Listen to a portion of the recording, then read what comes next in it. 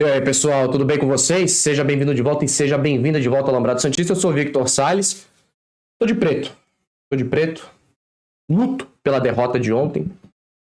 Estamos de ressaca, né? Segunda-feira, hoje é véspera de feriado, quinta-feira é feriado em Santos. Pra mim não é, porque eu não trabalho em Santos, mas o povo santista vai ter algum motivo para tentar se distrair depois da derrota de ontem. Por mais que a gente fez um pós-jogo, agradeço o Rodolfo mais uma vez, um pós-jogo mais lúcido, que é isso que é a proposta, tá, gente? Não é trazer ódio e tentar achar só culpados, é tentar trazer uma análise do jogo. Algumas pessoas não entendem e tá tudo certo. Não tem problema nenhum. Peço a sua inscrição aqui no canal. Estamos na saga dos 7.000 inscritos. Falta 120 aí, 110. Me dá essa força, por gentileza. E UpSportsBet, primeiro link da descrição ou QR Code. Faça seu cadastro e use o cupom ALAMBRADO5. Fechado? Vamos lá. O Santos está de ressaca e a gente tem alguns pontos, né? Vamos começar pelo Lisca. Porque o Lisca foi muito vaiado, criticado, chamado de burro. Eu acho que na partida de ontem, talvez injustamente. Onde estão os erros do Lisca até agora com 7 partidas na frente do comando do Santos? Não ter usado o Ângelo quando tinha disposição. O Santos tem 2 jogadas. Lançamento do Maicon e contar com a genialidade do Soteldo. É só isso que o Santos tem. E o Lisca não mexeu nisso. E rapidamente os adversários dobram a marcação do Soteldo e o Santos só tem uma jogada, que é o lançamento do Maicon. O Maicon ontem virou lateral direito no desespero. E isso é uma falha, porque quando você dobra a marcação no Soteldo, algum jogador fica livre. Se você tem o Ângelo, que também é criador, que é o jogador que mais deu assistências na temporada junto com o Lucas Pires, pode sobrar a bola para ele. Mas ele prefere deixar o Ângelo no banco. O Neymar, o Robinho, o Ganso, o Giovanni Messias, esses caras não são lembrados pelo desarme, pelo carrinho, não pela interceptação, não. São pelos dribles, pelos passes, pelos gols, pelos títulos. Deixar o Ângelo no banco, por conta disso, o Ângelo não estava à disposição ontem, tá, gente? Eu tô falando dos erros até agora. Isso pra mim é um absurdo. Não dá pra você deixar só o Lucas Braga, que só tem passe... só tem o drible longo. Não dá pra deixar só ele. Você tem que deixar o Ângelo em campo. Com relação ao meio de campo, você tem o Rodrigo Fernandes, que machucou ontem a coxa direita. Pelo visto, vai ficar fora do jogo contra o Ceará. E você precisa inovar. No Santos, o Neymar criou o Ousadia e Alegria, que depois virou música e tudo mais. É isso que você tem que fazer no Santos, Lisca. Contra o Ceará, não dá pra você colocar o Camacho no lugar do Rodrigo Fernandes, fazer Camacho, Caravarral e Zanocelo.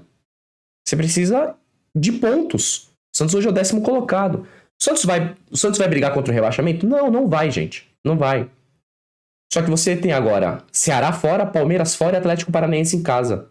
Desses 9 pontos, a realidade nua e crua é que o Santos consiga, no máximo, 3. Quem sabe 4. E olhe lá. Então você precisa inovar contra o Ceará, que é um time que veio aqui, ó, no Maracanã contra o Flamengo e empatou. Você pode colocar o Felipe Jonathan no meio, você saca o Caravarral. O Caravarral não tá bem. Não tá bem. Você pode colocar o Lucas Pires na lateral, que dá um pouco mais de profundidade, vai trocar bastante passe com o Soteldo. Você coloca o Natan na outra lateral. Você muda algumas coisas. O Luan tem muito potencial com a bola no pé, mas tá sem ritmo de jogo. Por isso que ele perdeu muitas bolas ontem, dormindo. Não é que ele tá dormindo, ele tá lento, tá pesado. Não tava jogando, tá sem ritmo. Mas você pode colocar esse cara. Você precisa mudar. Você precisa ousar com as peças que você tem. O Lucas Barbosa, muito afoito. Você tem... Quem mais entrou ontem? Os laterais. Acho que o Natan pro Maddson foi 6 por meia dúzia, não evoluiu muito mais que o Maddson. Então, assim, precisa. O Marcos Leonardo foi bem marcado. Você precisa ousar, você precisa mudar um pouco, Lisca. E com relação ao Zanocelo, que foi o segundo melhor jogador da partida de ontem, não quero defender o Zanocelo, mas eu tenho quase certeza que esse cara, num time arrumadinho, ele mostra um bom futebol. Quando eu falo arrumadinho, você pega um Red Bull Bragantino, você pega um Palmeiras, um Flamengo, é mesmo um Corinthians. Esse cara pode jogar bola nesse time. O problema é que você tem um Carvajal que não marca e não arma. Você tem o Rodrigo Fernandes, que é um brucutu no bom sentido, porque é um baita jogador, desarma a bola. E você no ataque, você tem poucas pessoas. Ontem ele entrou muito bem na área, chutou de fora da área, deu bola na trave. Uma cabeçada que foi caprichosamente para fora. Teve um lance de dentro da área que ele chutou com um pouquinho mais de pose e errou, mas faz parte. O Sanches hoje tem que voltar para jogar nesse time, que a gente pedia até um tempo atrás para dar um jeito de livrar esse salário dele, né? Então o Lisca não teve culpa na partida de ontem. Quando o Rodrigo Fernandes machuca e o Santos já estava perdendo por 1-0, a torcida pediu o Luan, ele colocou o Luan, deu uma melhorada. Só que do outro lado você tem o Goiás, um time onde o Jair Ventura não veio tão recuado quanto imaginávamos, e hoje ele tem o Pedro Raul, um cara que foi citado pelo Tite, um cara que joga no centro-oeste brasileiro sendo observado pela seleção. Isso é raro. E que bom que tem, mas é raro.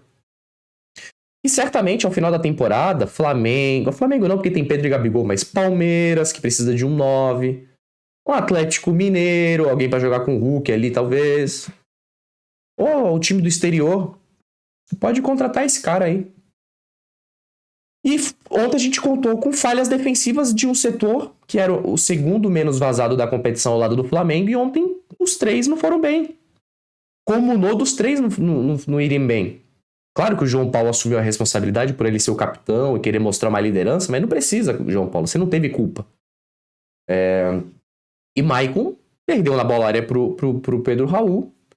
No último lance, o Bauerman podia ter, sei lá, feito a falta.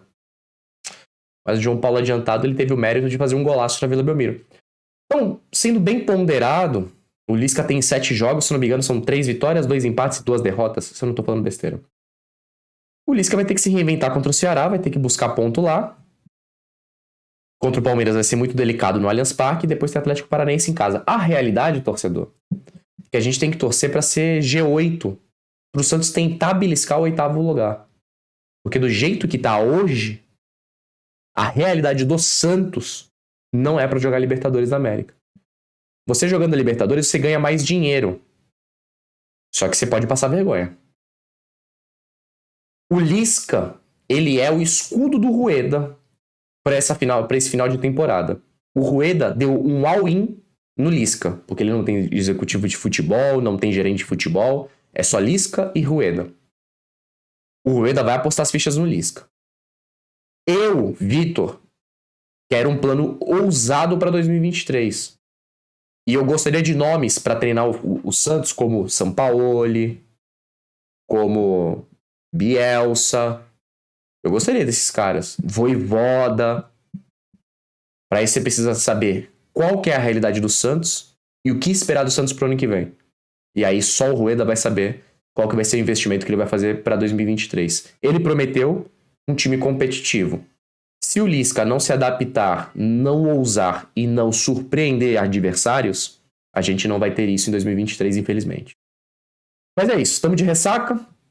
Aproveite a semana, esquece o Santos, que agora a gente só se aborrece com ele no sábado, tá bom? Grande abraço a todos e a todas, fiquem sempre no Alambrado Santista, até o próximo vídeo e tchau, tchau.